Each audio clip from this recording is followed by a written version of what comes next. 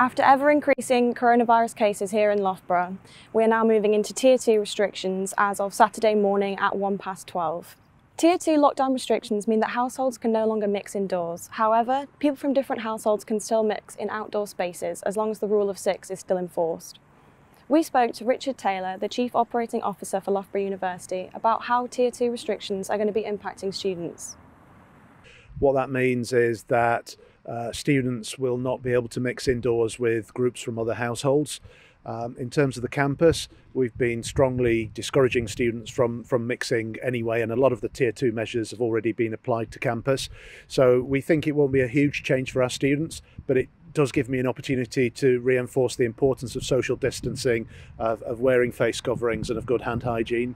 It is my expectation that students would strain every sinew to do their very best to keep the rates of COVID down on campus and in the local area. Where there are bad breaches, we will take action, and we have taken action in a small number of cases. But I have to say, the vast majority of student behaviour has been really good. I'm pleasantly surprised by how well our students have behaved. There have been incidents, and we have dealt with them, but our students have been really good. So the advice that we've given to our students is if you're a fresher or in halls and you have a wristband that denotes the household that you're in, to wear that if you're heading out.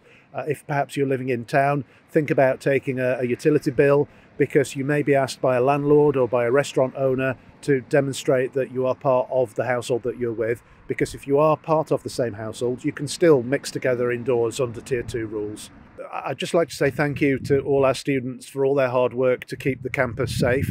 We clearly have had some COVID cases. We've clearly had to have some students who have had to self-isolate. I'm hugely grateful for the good spirit that they've gone about that. I can't fault our students collectively. There have been some incidences and we're dealing with them. But overall, I'm really proud of our students and the way that they've been behaving in recent weeks.